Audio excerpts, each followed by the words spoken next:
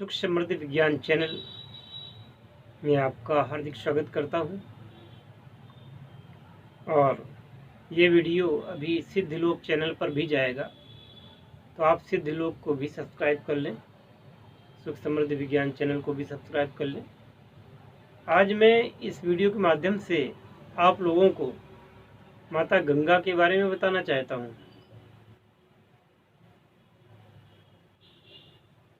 माता गंगा संसार में पतित पावनी मानी गई है और ये हमारा सौभाग्य है कि हम गंगा के और यमुना के बीच में पैदा हुए हैं। असल में ब्रह्मवैवर्त पुराण में माँ गंगा को भी विष्णु की पत्नी कहा गया है और यमुना को तो कहा ही गया है। कालिंदी रूप में यमुना जो है वह श्री कृष्ण की पत्नी बनी है। तो ये दोनों विष्णु और विष्णु के अवतार की पत्नियां हैं, इसलिए इनका महत्व और बढ़ जाता है। अब जो गंगा और यमुना के बीच में जो दोआब जिसको कहते हैं, जो स्थल है जहाँ पर हम लोग रहते हैं, यह स्थान अपने आप में परम पवित्र माना गया है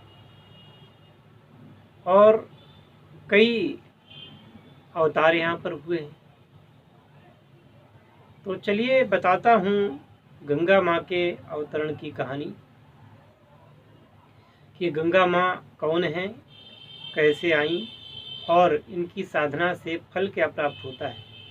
सर्वप्रथम तो आपको ये बता दूं कि जितने भी देवी देवता हैं वह आपको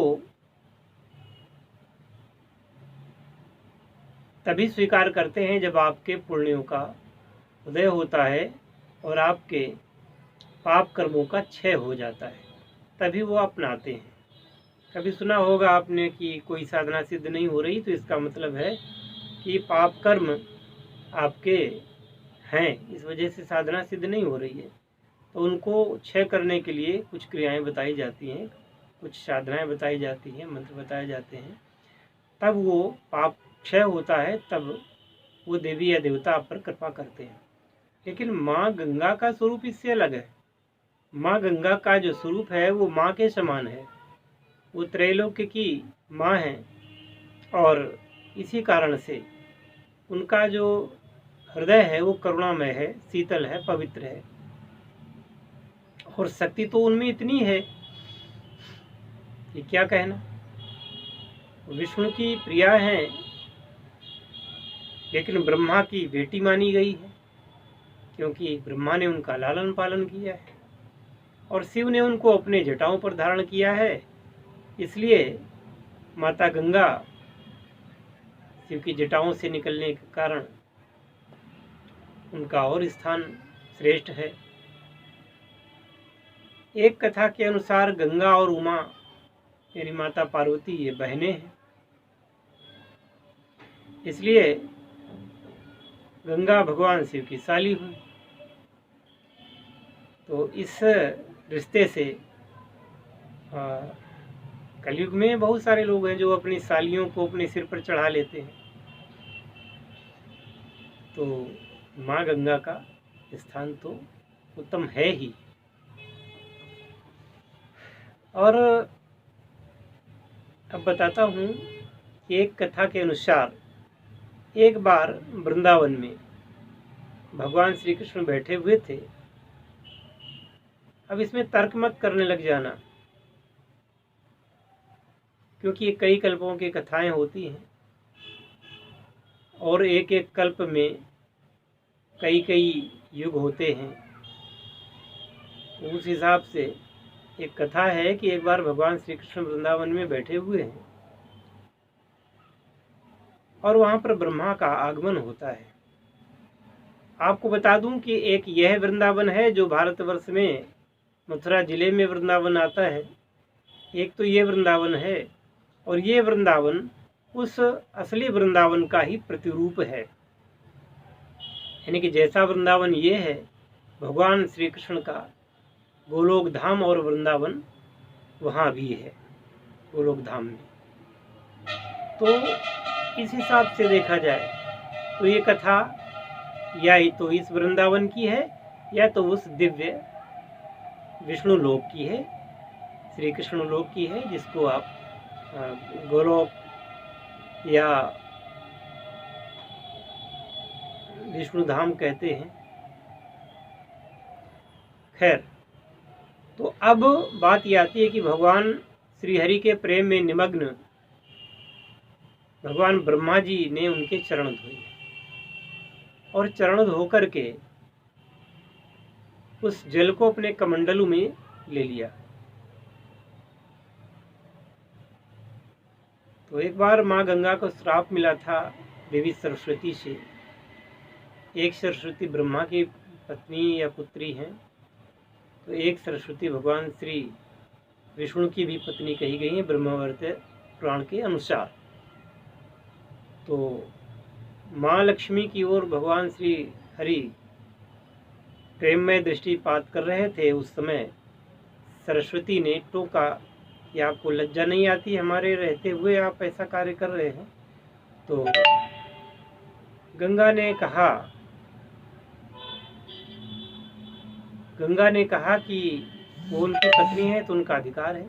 सरस्वती ने उनको श्राप दिया कि जाओ, तुमको मृत्युलोक में जाना होगा। और तो फिर गंगा ने भी उनको श्राप दिया कि आपको भी मृत्युलोक में जाना होगा। मैं तो सर्वसाधारण को दिखूंगी पर तुमको लुप्त होकर के रहना पड़ेगा। ऐसा श्राप था। तो सरस्वती धरती पर आई तो, लेकिन वो कालांतर में विलुप्त होकर के, और अंत में बताया जाता है, ऐसी मान्यता है कि प्रयागराज में सरस्वती का संगम होता है गंगा में और यमुना में। इस प्रकार से वह एक परिवार पूर्ण होता है। जहाँ गंगा यमुना सरस्वती एक जगह मिलते हैं वहाँ ही विष्णुलोक बन जाता है, प्रयागराज तीर्थराज प्रयाग बन जाता है। ऐसी दिव्य लीला है भगवान की। तो खैर, अब माँ गंगा करुणार्ध हैं, दयामयी हैं, और सभी देवता जहाँ पर पुण्यशील लोगों को अपनी ओर आने का मार्ग देते हैं, वहीं गंगा माँ पापियों को तारने का काम करती है। गंगा माता पापियों पर दया करती हैं, उनके पापों को हर लेती है। ऐसी परम पवित्रा माता गंगा है। आपको जानकारी होनी चाहिए कि अमेरिका या अन्य किसी देश में जहाँ पर हमारे भारतवासी रहते हैं, वहाँ पर यदि कोई व्यक्ति एक बूंद भी गंगा जल उनको दे देता है तो हमारे भारतीय हिंदू जनमानस के लोग, उनकी आंखों में से आंसू आ जाते हैं और बड़े ही पवित्र भाव से उस गंगा जल को ग्रहण करते हैं। इसी प्रकार से अभी पिछली बार जब कुंभ हुआ था इलाहाबाद में, करीब 10-12 साल पहले की बात है, तो उस समय जब कुंभ हुआ था तो वहाँ पर मैं टेलीविज़न देख रहा था, तो एक ब्राह्मण देव आए थे दक्षिण भारत से। तो वो वहाँ के पुरोहित थे। अब आप देखिए, इसको अंधविश्वास में न मत लीजिए। आप देखिए कि लोगों की कितनी पवित्र धारणा है कि माँ गंगा में जब वो आए कुंभ में स्नान करने, तो उन्होंने कहा कि मैं अपना जो गमछा था उस गमछे को उस संगम के पानी में डुबो करके उसको एक पॉलीथीन में उसको पैक कर लिया, भर लिया, ऊपर से गांठ लगा दी। तो पत्रकारों ने पूछा उनसे, टीवी पत्रकारों ने, कि आप वहाँ पर कैसे क्या करते? तो उन्होंने कहा ये गमछा को मैं गीला करके यहाँ से ले जाता हूँ, फिर जब मैं अपने यहाँ जाता हूँ तो मुझसे मिलने वहाँ पर कई गांवों के लोग आते हैं, जहाँ का मैं पुरोहित हूँ, लाइन लग जाती, आते हैं, तो सबको एक एक धागा इस अंगोछे का, इस गमछे का एक एक धागा तोड़ करके मैं सबको दे देता हूँ। बदले में वो मुझे अच्छी दक्षिणा देते हैं और माता गंगा के इस धागे को, गीले धागे को ले जा करके वह अपनी एक गागर में, है ना, गगरी में रख देते हैं। उसमें वो पानी रखते हैं और वह पानी, वो धागा वह 12 साल तक, जब तक दोबारा कुंभ नहीं आ जाता तब तक वो लोग रखते हैं और नित्य प्रति उसी में जो पानी डालते रहते हैं, बस धागा उसमें बना रहता है। उस पानी को 12 साल तक वो पीने के काम में लाते हैं। ऐसा वो मानते हैं कि गंगा माँ के स्पर्श से संयुक्त इस धागे के द्वारा ये पानी हमारा सब रिचार्ज हो रहा है और यह मेरे पापों का जो है पापों का नाश करेगा और पुण्य की प्राप्ति कराएगा। इतनी अच्छी श्रद्धा माँ गंगा के प्रति भारतीय जनमानस में है। अब आप समझिए कि कितनी पवित्र धारणा ये है कि मात्र एक धागे को 12 साल तक वो अपनी गगरियों में रखते हैं, सुरक्षित उसी का पानी पीते हैं। और उत्तर भारत की अपेक्षा दक्षिण भारत में कहना उपयुक्त होगा कि धन संपत्ति के मामले में लोग श्रेष्ठ हैं। और यहाँ तो ऐसे लोग हैं कि गंगा में ही जा कर के कुल्ला करेंगे, उसमें ही थूकेंगे, उसी में शौच क्रिया कर देते हैं। बड़ी खराब स्थिति है। लेकिन माँ गंगा सभी को माफ़ करती है और माँ गंगा को स्वच्छ रखने के लिए जो गंगा का मंत्रालय बनाया गया था, नमामि गंगे प्रोजेक्ट बनाया गया, लेकिन वो मैं समझता हूँ कि सफल नहीं हुआ। खैर, आगे भी प्रयास करने होंगे। अब एक कथा में माता गंगा जो है शांतनु की पत्नी बनती हैं। जो भरतवंशीय राजा थे और पिता में भीष्म के पिता थे। गंगा उनकी पत्नी बनती हैं। उनके 8 पुत्र होते हैं। 7 पुत्रों को वो अपने ही जल में प्रवाहित कर देती हैं और बाद में भीष्म को जब उनके पिता टोकते हैं तो उनको लेकर के चली जाती हैं। बाद में जब वो जवान हो जाते हैं तो वो शांतनु को सौंप देती हैं। एक श्राप के बस ऐसा हुआ था। और ऐसा कहा जाता है कि भगवान विष्णु ही शांतनु के रूप में उनका अंशावतार शांतनु थे। वरना माँ गंगा को वरण करे कोई साधारण पुरुष की क्या औकात। तो तब से लेकर के और आज तक माँ गंगा तार ही रही है। एक बार राजा सगर के 60,000 पुत्रों को कपिल मुनि ने श्राप दिया और श्राप देने के पश्चात वो सब भस्म हो गए। उनके लिए कई पीढ़ियों ने तप किया। तब जाकर के दिलीप के पुत्र भगीरथ ने माता गंगा को ब्रह्मा के कमंडल से मुक्त कराया और उनकी पहले ब्रह्मा जी की काफ़ी साधना की, फिर भगवान शिव की साधना की। तो माँ गंगा कमंडल से निकली और हरहराती हुई वह भगवान शिव की जटाओं में समा गई। तत्पश्चात भगवान शिव ने अपनी जटाओं से उनको जब मुक्त किया है तब वह इस मृत्युलोक में आई हैं और परम तेजस्विनी माता गंगा सबसे अनवरत रूप से इस मानव समाज का कल्याण कर रही हैं। इनका एक स्वरूप देव गंगा है तो एक स्वरूप पाताल गंगा है। मृत्युलोक में जो गंगा है ये तो है ही। ऐसी त्रिधाराओं के रूप में माता हैं।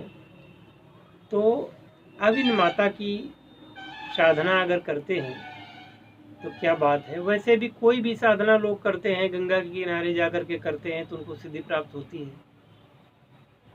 यहाँ तक कि गंगा माँ को इतनी पवित्र माना गया है कि हिंदू अपने जो शवों को माँ गंगा में ही जला करके प्रवाहित करना उचित समझते हैं, गंगा या यमुना में। तो माता गंगा पतित पावनी और सुख समृद्धिनी, स्वास्थ्य समृद्धि वर्धिनी। इनके बारे में एक और बात आपको बताना चाहता हूँ कि वैज्ञानिकों ने गंगा जल का परीक्षण किया है और ये पाया है कि कोई भी रोग गंगा जल में पनप नहीं सकता। गंगा चाहे जितनी भी गंदी कोई कर ले, पर गंगा में बैक्टीरियोफेज नाम का एक ऐसा कोई यौगिक पाया जाता है जो कि अभी गंगा जल से वैज्ञानिक पृथक नहीं कर पाए हैं बैक्टीरियोफेज को। उसको नाम उन्होंने बैक्टीरियोफेज दिया है कि कोई भी बैक्टीरिया माता गंगा के जल में रह नहीं सकता। अब जैसे आपने एक बोतल में गंगा जल रख लिया, उस गंगा जल को पी रहे हैं आप एक एक चम्मच रोज, और फिर वो गंगा जल कम हो गया, फिर उसमें आपने दूसरा पानी डाल दिया, फिर उसको पीते रहे, फिर जब थोड़ा बचा तब फिर तीसरा पानी डाल दिया। ऐसे आप 50 वर्षों तक ऐसा करते रहिए, लेकिन उस बोतल के पानी में माँ गंगा का आशीर्वाद बना ही रहेगा, वो बैक्टीरियोफेज खत्म नहीं होगा। ऐसा माँ गंगा का प्रताप है, जो बैक्टीरियोफेज खत्म नहीं होता। और वैज्ञानिकों ने काफ़ी कोशिश की कि उस बैक्टीरियोफेज को अगर ये निकाल पा जाएं तो संसार से अधिकतर रोगों का विनाश हो जाएगा और उससे कोई दवा बना लेंगे, लेकिन माता गंगा के जल से वो इसको अलग नहीं कर पाए हैं। तो जो लोग माता गंगा के आसपास के हैं या 150 किलोमीटर दूर रहते हैं, जिनको माता गंगा का जल उपलब्ध है, तो कोशिश करें कि माता गंगा में स्नान करें, माता गंगा का जल का उसको पिए, है ना। कम से कम एक बार दर्शन कर लिया करें। अपने पूजा गृह में माता गंगा की एक शीशी रखें बोतल की पानी में, और नित्य प्रति आप उनको प्रणाम करें। अब कुछ एक मंत्रों के द्वारा माता गंगा की अगर साधना की जाती है, आराधना की जाती है, उसका दिव्य प्रभाव होता है। तो वह साधना मंत्र, साधना के श्लोक और भी कई क्रियाएं, विधियां यदि आप जानना चाहते हैं तो इस चैनल को सब्सक्राइब कर लें, सिद्धलोक चैनल को भी। और इस परम तेजस्विनी साधना को करने हेतु आप संपर्क कर सकते हैं सुख समृद्धि विज्ञान चैनल के हमारे नंबर पर।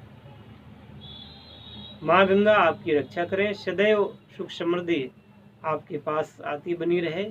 माँ गंगा का यह आशीर्वाद हम सभी को प्राप्त हो।